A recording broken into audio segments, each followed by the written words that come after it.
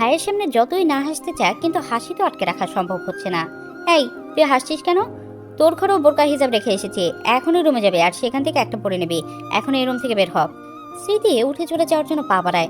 রিমঝিম পেছন পেছন যেতে নিলে সৃজন বলে, তুই কোথায় যাচ্ছিস? এখানে আমার সামনে এসে দাঁড়া। ব্যাস হয়ে গেল। পালাতে গিয়েও আর পালাতে পারলো না। ভুল তো করেই ফেলেছে, এবার ভুলের মাসুল দিতে হবে। রিম গুটি গুটি পায়ে সৃজনের সামনে গিয়ে দাঁড়ায়, ফ্লোরের দিকে দৃষ্টি রেখে হাত কসলাতে শুরু করে। দিনে দিনে তোর সাহস বেড়ে গেছে, তাই না? মুখের কোনো ব্রেক নেই। আমি বলি একটা, আমার কথার উপর দিয়ে বলিস আরেকটা। আবার কি মেহগনি গাছের চেলা কাটানতে হবে? সরি ভাইয়া, মুখ ফসকে বেরিয়ে গেছে। কান ধরে উঠবস কর, তাও 20 বার। চমকি গিয়ে মাথা তুলে সৃজনের দিকে তাকায়। এখনই উঠবস শুরু কর, তা যদি করতে না পারিস তাহলে মেহগনির কাটানছি। কথায় কথায় মেহগনির কাটানতে চান কেন? আমি কান ধরে উঠবস করছি তো। অসহায় দৃষ্টিতে সৃজনের দিকে তাকিয়ে উঠবস করতে শুরু করে। একবার থেকে দুবার করতে সৃজন থামিয়ে দিয়ে বলে, আর করতে হবে না, 5 মিনিটে রেডি হয়ে নিচে নেমে আয়। অবাক চোখে সৃজনে যাওয়ার পানে তাকায়। এটা কি হলো? আমি কি স্বপ্ন দেখছি? সৃজন তালুকদারের দিনে দিনে একই ভালো রূপ দেখছি আমি। সৃজন তালুকদারের দিনে দিনে একই ভালো রূপ দেখছি। খুশিতে গদগদ হয়ে বলে, ওহো ভাইয়া, আই লাভ ইউ। তাড়াতাড়ি আরো ভালো হয়ে যান। ধুরো, আমি কিসব বকছি। স্মৃতি আর রিমঝিম বোরকা হিজাব হাত মোজা পা মোজা পরে নিচে চলে আসে। দুজনের দিকে একবার তাকিয়ে হেসে বলে, এইবার ঠিক আছে। জানিস তোদের পর্দায় কতটা সুন্দর লাগছে? স্মৃতি বলে, হ্যাঁ ভাইয়া, আয়নায় দেখে নিয়েছি, কত সুন্দর লাগছে। বাই এনি চান্স তুই কি মন থেকে বলছিস? মন থেকে বলি আর মন থেকে নাই বলি, তাতে তোমার কি? রিমের হাত ধরে গটগট করে বাহিরে বেরিয়ে যায়। এরা তো ননসেন্স কেন, নিজের ভালোটাও বোঝে না। একটা দীর্ঘশ্বাস ফেলে বাহিরে চলে আসে সৃজন। কলেজের সামনে এসে গাড়ি থামিয়ে রিম আর স্মৃতিকে নামিয়ে দেয়। কলেজ ছুটির পর পাকনামি করে কোথাও যাবে না, ড্রাইভার এসে তোদের নিয়ে যাবে, আর মনোযোগ দিয়ে ক্লাস করবি। দুজনেই কলেজের ভেতর চলে আসে। দূরে আলিয়াকে দাঁড়িয়ে অপেক্ষা করতে দেখে দুজনেই সেদিকে চলে যায়। এই আলিয়া, আমরা এদিকে, তুই ওদিকে কি করছিস? আলিয়া চমকে গিয়ে বলে, কে কে? তোমরা কারা? ভালোভাবে চোখের দিকে তাকাতেই চিনে যায়। কিরে, তোরা দুই বাতর আবার কবে থেকে হাজির হলি? একদম মনে হচ্ছে হাফেজ করে এসেছিস। দুজনে রেগে গিয়ে পিঠে দুমদাম কিল বসিয়ে দেয়। ভুল হয়ে গেছে বাবা, আর বলবো না। এবার বল, হঠাৎ তোদের দুজনের একসাথে এরকম ড্রেস আপের কারণ কি? সে এক লম্বা কাহিনী। স্মৃতি সকল ঘটনা খুলে বলে, সাথে নিজেই হাসতে শুরু করে। রিমের বোকামি শুনে আলিয়াও হাসি ধরে রাখতে পারছে না। রিম বলে, তুই আসার পর জানিস ভাইয়া আমাকে 20 বার উঠবোস করতে বলেছে। কি? আলিয়া বলে ওঠে। দুজনেই একে অপরের গলা ধরে সশব্দে হাসতে শুরু করে। এত হাসতে হবে না, ভাইয়া পরে আমাকে মাফ করে দিয়েছে। রিম ভাব নিয়ে বলে, ও তাহলে তো ঠিকই আছে, আলিয়া বলল। ক্লাস শেষ করে তিনজনে বেরিয়ে আসে। গেটের কাছে এসে আলিয়াকে বিদায় জানিয়ে গাড়িতে উঠে পড়ে। ড্রাইভার গাড়ি স্টার্ট করে এগিয়ে যেতে শুরু করে। হঠাৎ রিমের চোখ যায় রাস্তার সাইডে দাঁড়িয়ে থাকে একটা ছেলের দিকে, যে একটা মেয়ের সাথে কথা বলছে। যাই হোক, ওসব নিয়ে আর না ভেবে স্মৃতির কথায় মনোযোগ দেয়। পুরনো স্মৃতি ভুলে যাওয়াই উত্তম। সন্ধ্যা 6টা পার হয়ে 7টার কাছাকাছি। পড়াশোনা বাদ দিয়ে স্মৃতি আর রিমঝিম টিভি দেখতে মক্ত। নাজমা বেগম পড়ার কথা বললো, তার কথায় পাত্তাই দেয়নি। টিভির পর্দায় একটা ফানি সিন চলে আসে। স্মৃতি আর রিম হু হা করে হেসে ওঠে। এমন সময় পেছন থেকে কেউ বলে, এটা অনেক মজার তাই না? ঠিক বলেছ, এটা অনেক মজার। রিম না দেখে হাসতে হাসতে বলে, পড়াশোনা কি আর করতে ভালো লাগে? এগুলোই জীবনের আসল মজা, তাই না? মুহূর্তেই রিমঝিমার স্মৃতির হাসি গায়েব হয়ে যায়। সন্দেহসূচক দৃষ্টিতে পেছন ঘুরে তাকাতেই দুজনের আত্মা চাঙ্গে উঠে যায়। ভাইয়া, তোমার তো আসতে আরো অনেক দেরিতে আসার কথা। কেন? তাড়াতাড়ি এসে ভুল কিছু করলাম? প্যান্টের পকেটে হাত গুজে ভ্রু কুচকে জিজ্ঞেস করে। দুজনেরই মুখ বন্ধ হয়ে যায়, বলার মতো একটা শব্দও আর বেঁচে নেই। সৃজন চোখ মুখ শক্ত করে রাগী রূপ ধারণ করে। কিছু বলবে তার আগে দুজন পালিয়ে যায়। কোনো দিকে না তাকিয়ে এক দৌড়ে রুমে গিয়ে বই নিয়ে পড়তে বসে। সোফায় বসে রাগ কন্ট্রোলের চেষ্টা করে। জোরে জোরে আম্মু আম্মু বলে ডেকে এক গ্লাস পানি চায়। কোথা থেকে মাহিম দৌড়ে এসে দুলাভাই দুলাভাই বলে চেঁচাতে চেঁচাতে সামনে দাঁড়ায়। এতক্ষণ সৃজনের রাগ থাকলেও তা মুহূর্তে মিলিয়ে যায়। ভ্রুকুচকে জিজ্ঞেস করে, দুলাভাই আবার কে? কে আবার তুমি? মাহিমকে সোফায় উঠিয়ে দেয়। কিন্তু তুমি তো আমাকে ভাইয়া বলে ডাকতে। ভাইয়া ছিলে, এখন তো আর ভাইয়া নেই। কেন ভাইয়া নেই? আমি জানি, আপুর স্বামীকে দুলাভাই ডাকতে হয়। তুমি তো আমার আপুর স্বামী। এটা কে বলেছে তোমায়? কেন, আমার ফ্রেন্ড তো তার আপুর স্বামীকে দুলাভাই ডাকে। আর ওই দুলাভাই কতগুলো চকলেট চিপস দেয়। তুমি তো আমাকে কিছুই দাও না। কিপটা দুলাভাই তুমি।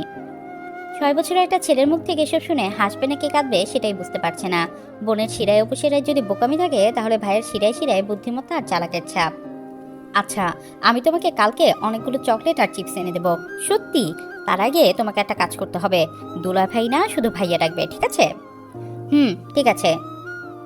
রিমঝিম গুনগুন করে মনের আনন্দে গান গাইছে আর কাপড় গুছিয়ে সুটকেসে রাখছে। নিজের বাড়িতে যাবে সেই খুশিতে ঠোঁট থেকে হাসি নড়ছে না। কি ব্যাপার, সকাল সকাল তুই কিসের জন্য এত খুশি? রুমে প্রবেশ করে বিছানায় বসতে বসতে বলল সৃজন। আমি বাড়ি যাচ্ছি সেই খুশিতে। আসলে কি জানেন, নিজের বাড়িতে থাকার মজাই আলাদা। তা তো হবেই, পরে ভালোভাবে ফাঁকি মারা যায়। এত খুশি হওয়ার দরকার নেই, তুই কোথাও যাচ্ছিস না। বললেই হলো, আম্মু আব্বুকে বলে রাজি করেছে, তারা আমাকে নিয়ে যাবে। ফুপিকে বলেছি তুই পড়াশোনায় একেবারে কাঁচাগোল্লা, আমি তোকে পড়াচ্ছি, তোকে যেন না নিয়ে যায়, এতে তোর অনেক গ্যাপ পড়ে যাবে, তাই আর তোকে সঙ্গে নিয়ে যাচ্ছে না। না, এটা হতেই পারে না। বাচ্চাদের মতো চিল্লিয়ে উঠল রিম। আর এটাই হয়েছে। হাতের কাপড়টা বিছানায় ছুঁড়ে ফেলে রেগেমেগে বাহিরে চলে যায়। রিমঝিমে রেগে চলে যাওয়াতে সৃজন মুচকি হাসে। সোফায় বসে উপরের দিকে তাকিয়ে মনে মনে সৃজনকে 1000 টাকা লিয়ে দিচ্ছে। এরই মাঝে নাজমা বেগম সামনে এসে বলে, সৃজনকে হালুয়াটা দিয়ে আয় তো। বিরক্তিতে কিছু বলবে তার আগে মাথায় একটা আইডিয়া চলে আসে। হালুয়ার বাটিটা নিয়ে রান্নাঘরে চলে যায়। ওদিকে কোথায় যাচ্ছিস? পানি খাবো, তারপর দিয়ে আসছি। খুঁজে খুঁজে শুকনো মরিচের গুঁড়োর কৌটা বের করে মনের আগে এক খামচা নিয়ে সেখানে মিশিয়ে দেয়। যেহেতু হালুয়ার রংটা লাল ছিল তাই বোঝা যাচ্ছে না।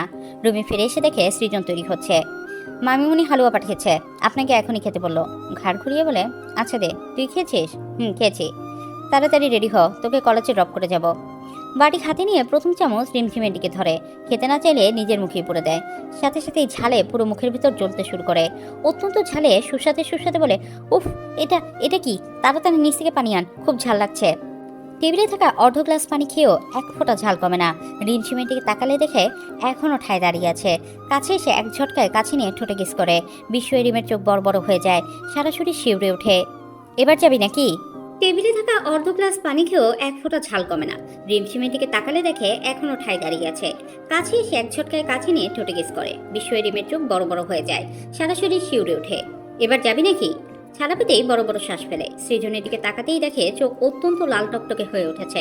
আর কিছু না ভেবে দ্রুত পায়ে রুম থেকে বেরিয়ে যায়। পানির জগ হাতে নিয়ে দৌড়ে রুমে ফিরে আসতেই ছো মেরে জগটা হাত থেকে নেয়। হাঁ করে পুরো জগের পানি ঢকঢক করে খেতে শুরু করে। এই জন্যই মানুষ বলে, রাগ করলে তো হেরে গেলে। মানুষ তো অন্যের পায়ে কুড়াল মারে, আমি তো নিজের পায়ে কুড়াল মারলাম। রেগে মরিচের গুঁড়ো না দেওয়াই মনে হয় ভালো ছিল। সবাই তো ঠিক কথাই বলে, আমার মাথায় কোনো বুদ্ধি নেই, শুধু গোবর দিয়ে ভর্তি। আল্লাহ, এবার বাঁচালেই হয়। জন্মের শিক্ষা হয়ে গেছে, আর এমন ভুলভাল কাজ কখনো করব না। চোরা চোখে কাচুমাচু করে সৃজনের দিকে তাকায়। পুরো এক জগ পানি খাওয়ার পরই কিছুটা ঝাল কমেছে। এমনিতেই ঝাল খাওয়ার অভ্যেস নেই, তার উপর বোধহয় পুরো ঝালের বস্তা ঢেলে দিয়েছিল। একটু একটু করে রিমের দিকে এগিয়ে যায়। রিম পেছাতে গেলেও সৃজন দুই বাহু শক্ত করে ধরে দেয়ালের সাথে চেপে ধরে। ব্যথা পেয়ে রিমঝিমের মুখ থেকে ব্যথাতুর শব্দ বের হয়ে আসে। আগুন চোখে তাকিয়ে চিবিয়ে চিবিয়ে বলে, সারা জীবন কি অবুঝ থাকবি? বোধ বুদ্ধি সব হাঁটুতেই থাকবে, গাধা কোথাকার একটা। আতঙ্কে রিম চোখ খিচে বন্ধ করে নেয়, বুক ধরফর করছে। সরি ভাইয়া, আসলে বুঝতে পারিনি, রাগে মরিচের গুঁড়া দিয়ে ফেলেছি। কোনো সারা শব্দ নেই, আর হাতটাও হালকা লাগছে। চোখ খুলতেই দেখে সৃজন ঘরে নেই। ফোঁস করে একটা শ্বাস ছেড়ে রুমের বাইরে উকি মারে। না, কেউ নেই। গাড়ির ভেতরে সিটে বসে নিজের মাথা চেপে ধরে। এই পাগল মেয়েটার কাছে আর 2 মিনিট থাকলে আমি নিজেই পাগল হয়ে যাব। কবে তুই একটু ম্যাচিওর হবি পাখি? কবে তোর মনে আমার জন্য অনুভূতি জন্মাবে? আমি যে সেই দিনটার অপেক্ষায় আছি। এদিকে রিমঝিম মন খারাপ করে গালে হাত দিয়ে সোফায় বসে আছে। কিসিং এর সিনটা বারবার সামনে ভাসছে, আর কিছু একটা অদ্ভুত ফিলিংস কাজ করছে। তবে তার থেকেও ভয়টা বেশি কাজ করছে। বাড়িতে তো যেতে পারলাম না, শুধু শুধু ভাইয়াকে রাগিয়ে দিলাম। ওহ, ভালো লাগে না। আমাদের সাথে নিয়ে যাচ্ছি না, তুমি কি এই জন্য মন খারাপ করে আছো? এলিজা শেখ সোফায় বসে রিমের উদ্দেশ্যে বলে। 2 দিন পর সৃজন তোমাকে নিয়ে যাবে। কেন, আমি কি নিজের বাড়ির রাস্তা চিনি না?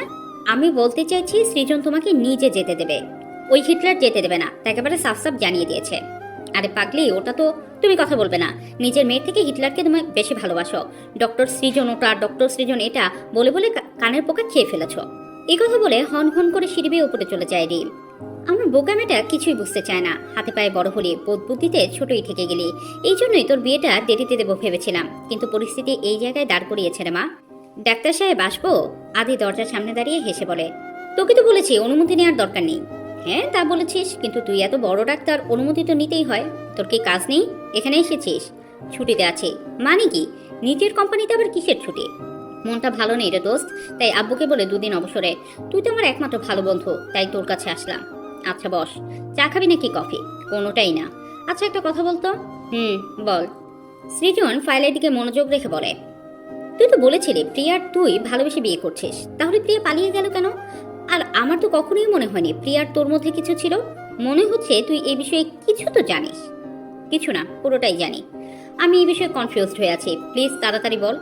ফাইলটা সাইডে রেখে বলে, আচ্ছা তাহলে সত্যিই শুনতে চাস? প্রিয়া আর আমার মাঝে কোনো ভালোবাসার সম্পর্কই ছিল না। তাহলে বিয়ে করতে চাওয়ার মানেটা কি? রিমঝিমকে বিয়ে করার জন্য? বলিস কি? তুই তো তোর পরিবারকে জানিয়ে করতে পারতিস, এত নাটক করার কোনো দরকার ছিল না। আরে ভাই, তাই করতে চেয়েছিলাম। ভেবেছিলাম বয়সের সাথে সাথে মন মানসিকতার দিক দিয়েও ম্যাচিউর হলে তখন বিয়ে করব। কিন্তু পাখির আমার ডানা গজিয়েছিল, অসময়ে উড়াল দিতে চেয়েছিল। ওই গুন্ডা চরিত্রহীন এরিস মাঝখানে এসে আমার পাখির উপর নজর দিয়েছিল, বোকামেটে ফাতে পাও দিয়েছিল। একটু থেমে আবার বলে, আমার মনে তাকে হারানোর ভয় জেঁকে বসেছিল, তাই প্রিয়ার সাথে প্ল্যান করে বিয়েটা করে দিই। চলবে। গল্পটি কেমন লাগলো অবশ্যই জানাবেন।